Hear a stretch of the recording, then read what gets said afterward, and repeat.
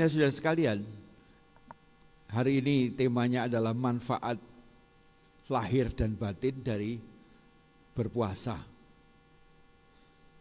Anda tahu bahwa hari Jumat kemarin itu adalah purtilemnya atau ciitnya atau hari upusatanya dari Theravada atau Sangga Theravada. Hari Jumat. Hari Sabtu itu adalah tahun barunya umat Hindu Nyepi. Hari ini atau besok atau resminya pemerintah Indonesia sudah melakukan, itu adalah akhir atau 1 Syawal 1447. Jadi tanggalannya bisa beda-beda. Jadi jangan pernah bingung kalau terjadinya berbeda-beda. Karena itulah maka saya menerbitkan buku yang edisi kedua, yaitu kalender Buddhis dan hari-hari raya agama Buddha. Untuk penerangan bagi umat supaya enggak bingung. Dari awidya menjadi widya. Jadi tidak tahu menjadi tahu. Mengapa terjadinya begini? Hari ini saya mendapatkan juga WA dari keponakan saya yang di London yang mengatakan kami hari ini sudah lebaran. Indonesia lebarannya kapan? Baru besok. Sehingga puasanya 30 hari. Bukan 29. Karena apa? Bulannya tidak nampak. Jadi cara perhitungan itu ada di dalam buku saya untuk menyebutkan itu bagaimana cara-cara menghitung. Kalau hari raya umat Buddha, Theravada, dalam kurung ya, hari rayanya itu selalu jatuh pada Purnama Sidi, Capko. Mau Magha Puja bulan Februari juga Capko. Kemudian waktu Waisak nanti juga tanggal 12 Mei, jamnya itu hampir mendekati jam 12 malam. Karena itu kemarin kita mengadakan rapat di PDA, bagaimana merayakannya? Mau Sabtu aja jam 12 malam, bagaimana mereka yang masih muda, wanita, apa ya datang pada waktu menjelang jam 12 malam. Sehingga apa? Karena negara lain tidak ada yang namanya detik Waisak, itu enggak punya di agama lain, di umat Buddha yang lain. Theravada pun enggak punya. Kenapa demikian? Ya oleh karena tanggalannya beda-beda tadi itu. Ciitnya Theravada hari Jumat, ciitnya Tionghoa hari Sabtu, ciitnya Islam hari Senin. Ada juga yang hari ini sudah merayakan. Jadi berbeda-beda sehingga ditetapkan untuk Indonesia karena semuanya ada suku Jawanya, ada suku Balinya, suku Lombok, orang Tionghoa menggunakan kalender global. Yaitu apa? Melihat posisi bulan, matahari dan bumi terletak dalam garis lurus, maka itulah namanya purnama, sehingga ada detik Waisak. Lain-lainnya itu juga ada negara lain. Karena itulah maka di PDA nanti Waisaknya juga dirayakan jam 1 siang bagi mereka yang tidak bisa datang malam, sehingga jam 1 siang menyelenggarakan upacara Waisak. Kemudian setelah jam 1 kemudian dilanjutkan dengan pembacaan parita secara bergantian sampai menjelang jam 11 malam. Jam 11 malam mulai melakukan meditasi sampai detik Waisak jam 12:05. Nah, saudara sekalian, bahwa biasanya hal-hal ini adalah dikaitkan dengan puasa. Puasa dalam orang Islam itu asalnya dari agama Buddha. Orang Islam sendiri mengatakan puasa itu adalah syaum. pengendalian diri, menjalankan sila menurut aturan agama tersebut. Saum. Kemudian mengapa dilakukan oleh puasa? Itu dari upawasata. Upawasata. Yaitu adalah melakukan tapa brata atau pengendalian diri. Jadi makna berpuasa itu adalah mengendalikan diri. Sehingga sangat ironi kalau mengendalikan diri secara agama, tetapi secara realnya melakukan tindakan yang bertentangan dengan sila. Harusnya adalah selaras. Nah tentu bahwa setiap kelompok manusia itu selalu menjalankan puasa. Ada waktu-waktunya mengendalikan diri, yaitu berpuasa. Binatang saya kira tidak pernah puasa. Binatang apa aja nggak pernah itu. Ya, hanya manusia yang bisa. Saya tidak yakin bahwa malaikat juga puasa ya. Hanya manusia yang berpuasa itu.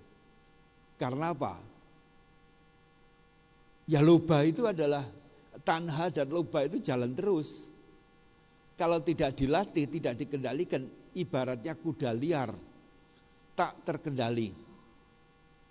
Nah yang mengendalikan itu siapa? Yang mengendalikan adalah kesadaran.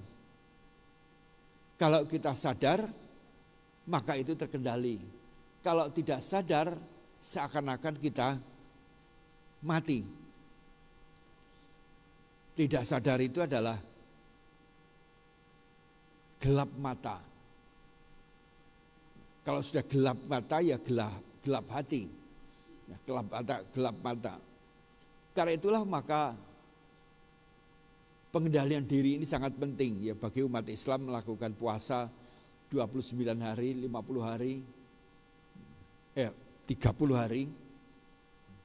Nah kemarin umat Hindu menyelenggarakan upacara Nyepi. Itu adalah satu-satunya yang ada di dunia.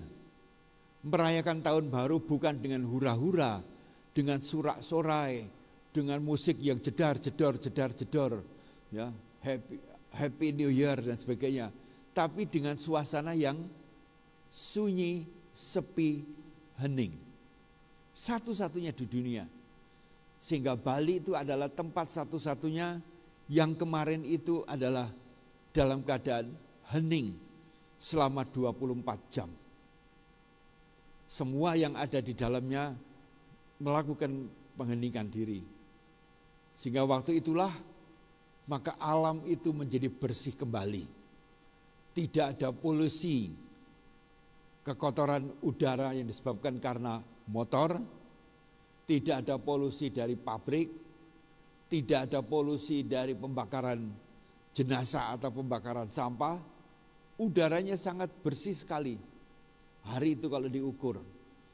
Nah kebersihan fisik semacam itu pun haruslah bisa terjadi karena ada pengendalian diri. Dijaga secara ketat. Karena namanya manusia kalau nggak dijaga ketat, itu selalu melenceng. Bagi wanita, pria itu perlu dijaga ketat enggak ya? Kalau nggak dijaga ketat bisa selingkuh ya. Hari ini juga ada berita pejabat tinggi yang selingkuh itu. Jadi beritanya besar. Jadi kalau ingin jadi berita besar, melencenglah. Kalau nggak melenceng itu bukan berita. Nah, kalau manusia makan anjing, bukan berita. Kalau anjing makan manusia, nah baru berita itu. Nah saudara sekalian bahwa kita harus belajar bagaimana Nyepi itu adalah manifestasi dari falsafah Hindu-Buddha yang kaitannya dengan pelaksanaan sila. Di mana waktu Nyepi itu merupakan pelatihan sebenarnya untuk pengendalian diri dalam beberapa hal.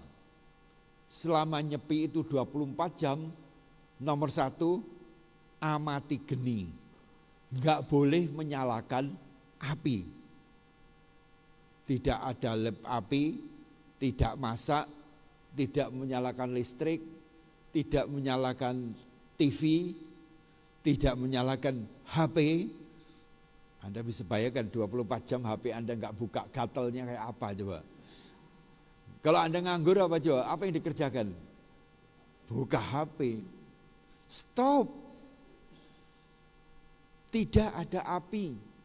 Gelap gulita. Saya pernah tinggal di Bali waktu itu.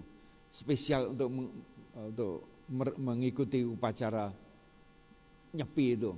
Gelap gulita. Nah ini adalah secara fisik betul-betul tidak ada api. Itu adalah secara lahiriah. Bagaimana secara batiniah? Dari logia menjadi lokutara. Ini Sang Buddha mengajarkan di dalam Atanatya Sutta. Bahwa dalam diri kita itu ada nyala api. Nomor satu yang paling bahaya adalah api itu adalah api amarah. Tidak senang, marah. Dicemburui, marah. Makanannya asin sedikit, marah. Duit belanja yang dikasih habis, marah lagi. Karena itulah di dalam Dhammapada ada 10 ayat khusus mengenai bahayanya amarah. Ini adalah api yang ada di dalam batin kita. Kalau yang tadi itu adalah api yang ada di luar diri. Nah, api yang ada dalam batin ini bisa menghancurkan dunia. Anda bisa menghancurkan seperti bulan lalu ada api besar melalap Hollywood. Sekarang lagi melalap Korea Selatan. Hanya satu korek api, pental kereta api bisa membakar hutan. Satu pental kereta api bakar, habis itu. Kemarin waktu di Bromo, waktu ada pre-wedding photo session, terjadi kebakaran besar. Hanya dengan satu bisa membakar. Manusia juga demikian. Kalau sudah marah, bisa melakukan apa? KDRT, kekerasan dalam rumah tangga. Hanya karena marah, karena cemburu, tidak mengakui apa yang telah dilakukan. Dengan kemarahan bisa menghancurkan suatu bangsa. Kita lihat bagaimana Israel dan Hamas, 40.000 orang mati. Sekarang alam lagi marah di Myanmar. Karena pemerintahnya itu rupanya enggak menjalankan dharma dengan baik. Sehingga terjadi kegoncangan, 1.000 orang mati karena gempa. Kita lihat bagaimana Hitler yang marah. Bisa terjadi perang dunia kedua. Jutaan orang mati. Karena itulah maka Sang Buddha mengatakan hati-hati dengan api yang ada dalam diri Anda. Hendaknya itu dibaca Atanatya Sutta itu. Mata kalau sudah terbakar bisa menghancurkan. Telinga yang mendengarkan suara-suara yang tidak menyenangkan, yang mengganggu keegoan kita, bisa membuat membakar, pembunuhan, disiksa dan sebagainya. Di televisi juga ada itu. Karena kecemburuan dan sebagainya, mendengar. Mulut juga demikian. Kalau sudah terbakar, repot. Karena itulah maka nyepi itu nomor 1, latihan amati geni. Tidak ada api. Dan tadi pagi jam 7 mereka menyelenggarakan upacara menyalakan api, hidup kembali, tetapi terkendali. Nah, nyepi yang kedua yang mereka itu lakukan adalah amati karya. Artinya pada hari itu jangan bekerja. 364 hari sudah sibuk mencari nafkah. Coba 1 hari saja tidak mencari nafkah, tidak bekerja apapun juga. Sehingga apa yang harus dilakukan? Masuk dalam kamar, melakukan samadhi. Stop working. Yang satu adalah stop firing. Yang kedua adalah stop working. Tidak bekerja. Yang bekerja siapa? Kesadaran yang harus bekerja. Yaitu apa? Melihat nama dan rupa. Gejolak-gejolak batin yang merugikan kehidupan diri sendiri maupun kerugian orang lain. Ini yang ada cuma ada di Bali. Di India yang sama-sama Hindunya tidak ada. Ini adalah betul-betul ajaran disarikan dari Hindu Buddha di Indonesia. No working. Membaca kitab suci, membahas dharma, duduk bersama memuja pada yang layak untuk dimuja. Ini yang lakukan nomor 2, stop working. Yang ketiga adalah, yang mereka lakukan tidak kalah pentingnya itu adalah tidak melakukan lelunguan, tidak jalan-jalan keluar. Karena itu mereka dicegat oleh satpamnya, satpam adat. Tidak boleh keluar kecuali keadaan genting harus ke rumah sakit. Ada izin, yang lain dijaga. Tidak boleh. Keluar rumah tidak boleh, harus ada dalam kamar, tidak bekerja dan tidak jalan-jalan. Nah, kebiasaan kita 365 hari itu apa? Kalau nganggur, jalan-jalan ke mall, jalan-jalan cari hiburan, jalan-jalan cari makan. Nah, ini adalah stop. Sekali tempo kita harus bisa melakukan pengendalian diri, yaitu apa? Tidak keluar rumah, tidak jalan-jalan.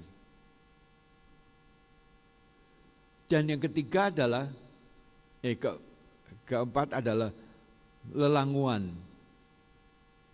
Selama hari raya Nyepi tidak menggunakan bunga-bungaan, tidak menggunakan parfum, tidak menjalankan memainkan alat musik. Nah, ini kan ada di dalam dasasila. Tidak menggunakan bunga-bungaan, tidak main musik, tidak menggunakan parfum dan sebagainya. Stop itu semua. Kalau memang badannya kecut, itu adalah parfum yang paling asli. Itu adalah realitas bahwa parfum yang Anda beli, mau namanya Givenchy, mau namanya Boss, itu kerjaan saya dulu kalau ke luar negeri, beli minyak wangi yang begitu-gitu. Sekarang enggak, tiap kali umat datang ngasih apa? Minyak angin. Tiap kali dikasih minyak angin lagi. Di Singapura juga begitu. Bulan lalu ya saya ke Singapura, dikasih minyak angin lagi. Saya dulu ke Singapura belinya dalam minyak wangi gitu loh. Nah, kenapa demikian? Seorang biku tidak boleh menggunakan minyak wangi. Cobalah melakukan refleksi diri bahwa sesungguhnya badan kamu itu tidak harum. Badan kamu itu bau. Apalagi kalau mati, baunya itu paling busuk di antara semua makhluk. Busuknya itu, bangkainya. Kalau namanya badan begini masih namanya badan. Ya. Kalau sudah mulai mati namanya mayat. Kalau sudah jadi mayat namanya almarhum, almarhumah. Begitu tambah lagi boleh busuk namanya bangkai. Kalau sudah jadi bangkai cepatlah dikubur, nggak ada orang yang mau tidur bersamanya. Kalau masih hidup, waduh, laku lah. Ya, apalagi sudah ganteng, cantik, kaya lagi. Wah, semua itu idaman pasangan itu. Tapi kalau sudah mati, tidak ada yang mau. Cepat-cepatlah dikubur. Karena itu orang Islam secepatnya itu dikubur sebelum sholat, 2 sholat rakaat itu. Kalau orang Tionghoa bisa 3 hari, bisa 7 hari. Kalau Raja Tai atau Sanggar Raja bisa 1 tahun. Nggak tahu mau diapakan ini. 1 tahun. Untungnya nggak dibuka, udah disegel, jadi ada bau memang. Ya oleh karena itulah maka Hari Raya Nyepi itu kita bisa pelajari yang Lokutara maupun yang Logia. Yang paling mudah adalah melakukan pengendalian diri secara material. Tapi yang lebih sulit adalah mengendalikan diri secara spiritual, yaitu batinnya tadi. Jadi kalau kita mau amati geni, ya harus kita mematikan semua bentuk amarah, bentuk kesal, bentuk cemburu, bentuk iri hati. Ini semua tidak hanya menghancurkan diri sendiri, tetapi juga menghancurkan orang lain. Karena itu kalau Anda melakukan atasila, mohon tidak diutamakan pengendalian mulut. Biasanya ke atasila, wah saya nggak makan, wah bangganya nggak makan siang gitu. Itu tidak diutamakan, itu merupakan satu pelajaran dasarnya. Kendalikan makannya. Kalau makan aja nggak bisa dikendalikan, apalagi mengendalikan apa yang keluar dari mulut. Karena mengendalikan apa yang masuk ke dalam mulut lebih gampang. Tapi juga tidak gampang. Apalagi kalau sekarang saya jadi bante sudah nggak masalah lagi. Tapi pada waktu masih kerja, wah pertama harus ingat ini ciit, ini capgo. Itu aja ngingetkan itu udah susah. Karena penanggalannya sering nggak ada ya. Kecuali penanggalan yang sobekan itu, yang setiap hari disobek itu baru ketahuan itu. Harus ingat itu, jadi ada kesadaran yang nomor 1. Oh, kapan waktunya uposatha. Yang kedua adalah bertekad menjalankan atasila. Itu adalah step-step atau tahapan-tahapan melaksanakan pengendalian diri dalam berpuasa. Nah nomor 3 baru melaksanakan atasila itu.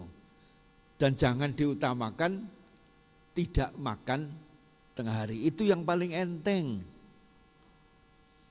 Tapi seringkali itu yang diutamakan. Supaya apa? Orang lain itu tahu kalau kita sedang atasila. Gak perlu dipamerkan orang lain. Karena di dalam atasila yang juga tidak kalah pentingnya bagi perumah tangga, tidak melakukan hubungan badan. Jadi apa kalau atasila? Kamarnya lebih baik mulai pisah. Jangan sekasur. Harus pisah supaya apa? Jangan nyetrum. Seringkali lupa melakukan hubungan badan, ini kan uposatha ini. Wah minta ampun dia ke siapa? Masa bante mohon minta ampun. Tadi malam saya melanggar sila gitu.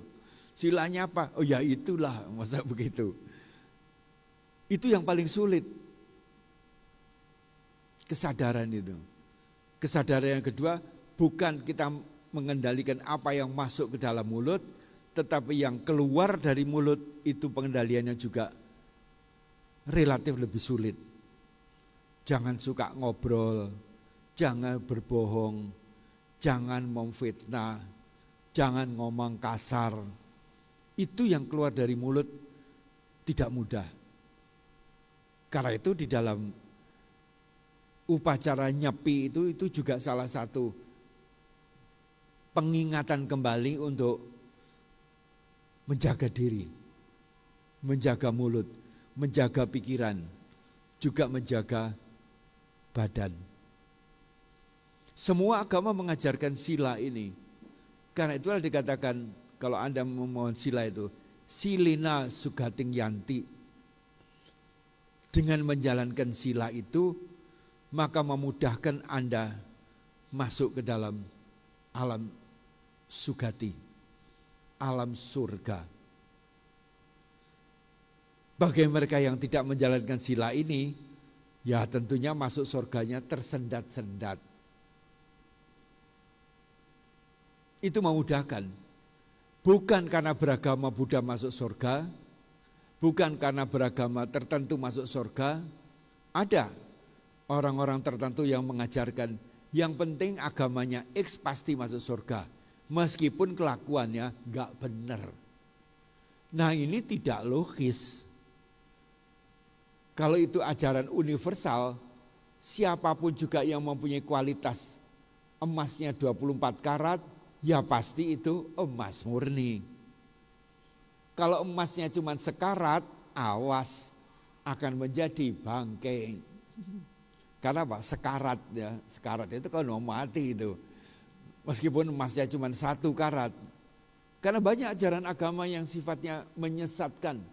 Hanya promosi-promosi saja supaya ikut mereka. Yang ujung-ujungnya adalah UUD. Ujungnya adalah duit. Perang di dunia ini juga ujung-ujungnya semua juga rebutan duit. Rebutan harta karun, aset daripada negara itu. Silina sugating yanti.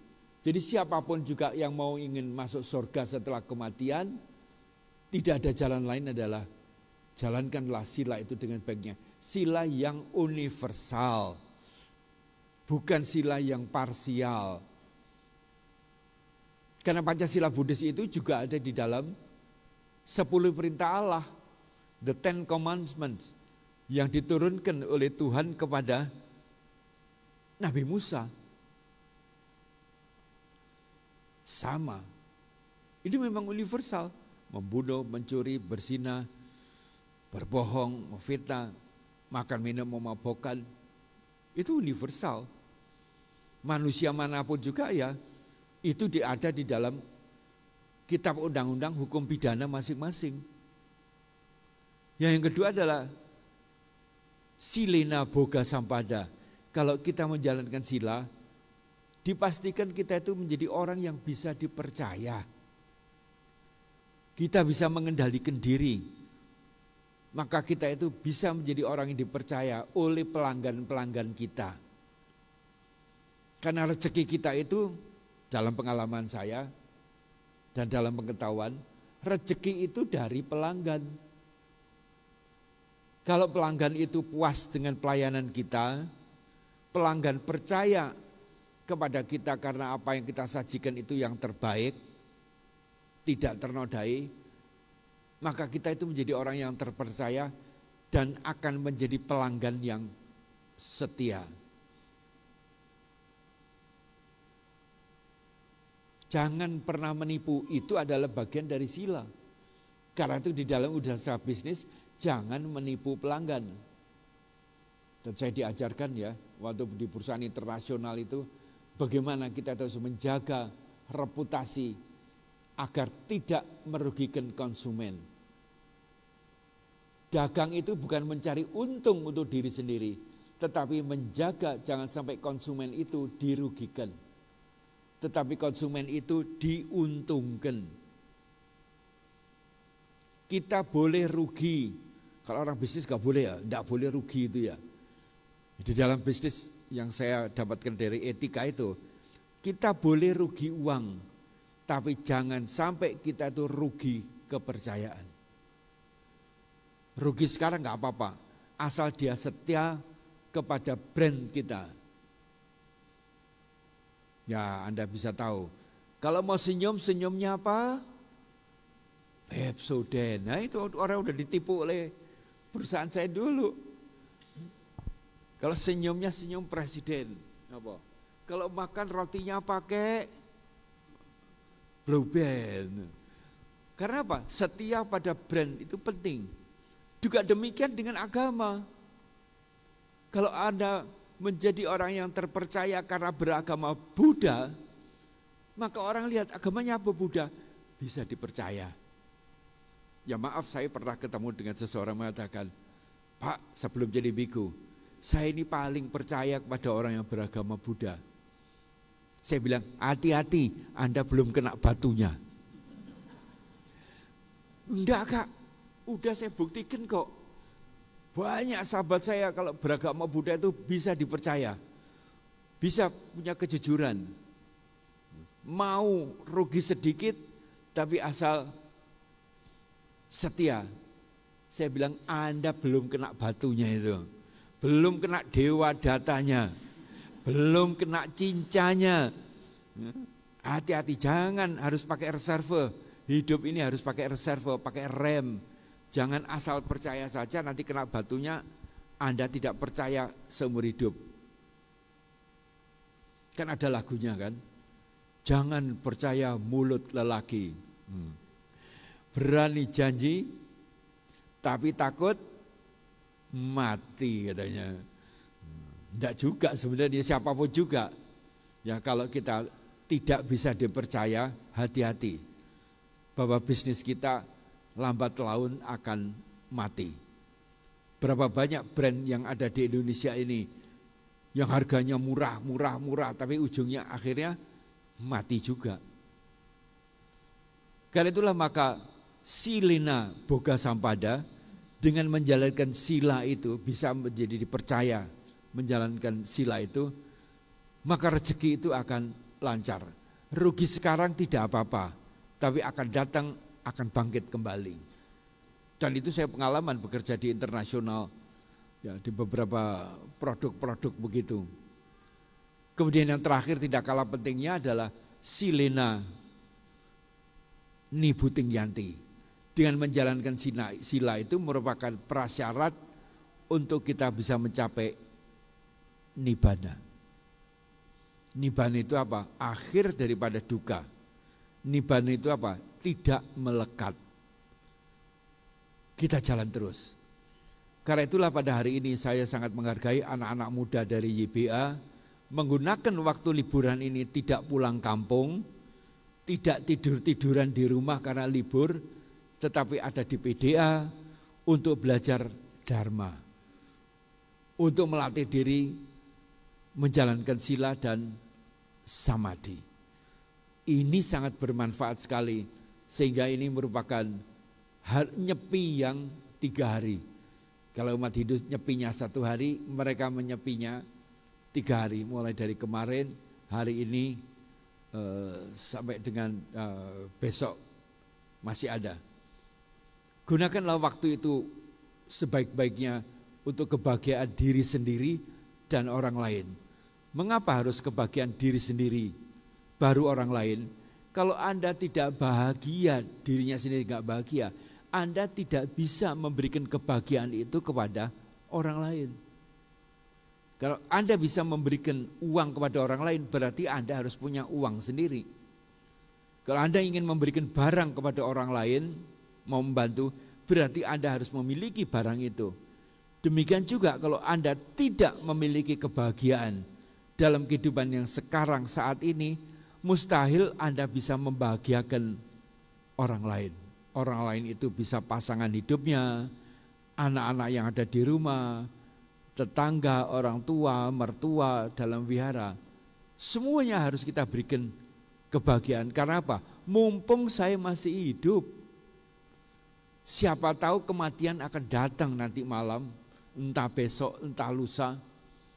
Maunya lebaran, rame-rame bersenang-senang pakai mobil, enggak taunya juga tabrakan. 3 mati, 7 mati, masuk jurang, tabrak kereta api dan sebagainya. Siapa tahu kematian itu akan datang. Sehingga waktu itu berjalan terus seperti menit-menitnya waker atau jam itu, dia jalan terus. Kita tinggal memanfaatkan yang terbaik untuk diri kita dan untuk diri orang lain. Menjalankan dharma itu tidak sulit, perlu hanya apa? Kesungguhan dan kesabaran.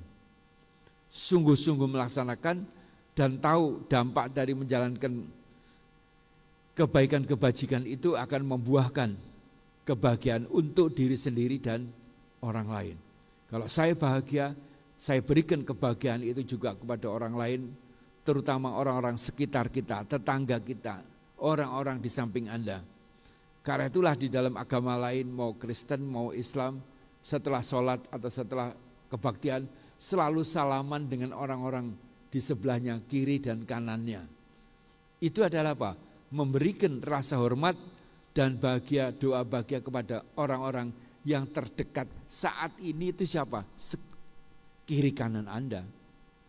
Orang tua masih jauh, anak masih di rumah, tapi di sebelah Anda itu adalah orang yang patut Anda berikan doa, kasih dan sayang. Karena itulah maka kita bisa belajar kesamaan-kesamaan di dalam agama lain, di mana intinya nanti adalah dharma sesungguhnya. Karena dharma itu adalah universal, yang kalau dijalankan yang ada dalam kebahagiaan. Itulah saudara sekalian, saya menghargai Anda pada hari ini, hari Minggu, akhir dari bulan Maret dan awal dari liburan panjang. Ya, saya sendiri juga begitu. Nanti hari Rabu saya terbang ke Jakarta, mau lebaran dengan keluarga dulu, keluarga besar. Nah, karena keluarga saya sekitar 50 orang akan hadir, paling sedikit. Sudah itu terbang ke Kuala Lumpur karena saya harus kontrol hasil operasi. Dari Kuala Lumpur terbang lagi ke Bali, mulai SPD, mulai diperkosa SPD ini, keliling ya dari Denpasar ke Gianyar, dari Gianyar ke Baturiti, dari Baturiti Singaraja. Mumpung masih hidup, daripada nanti saya mati dikelilingin kemana-mana juga siapa yang mau. Untuk kebahagiaan bersama. Semoga Sang Tiratana selalu memberikan kekuatan, berkah dan perlindungan kepada kita sekalian. Sabe sata bawantu sukitata, semoga semuanya hidup berbahagia.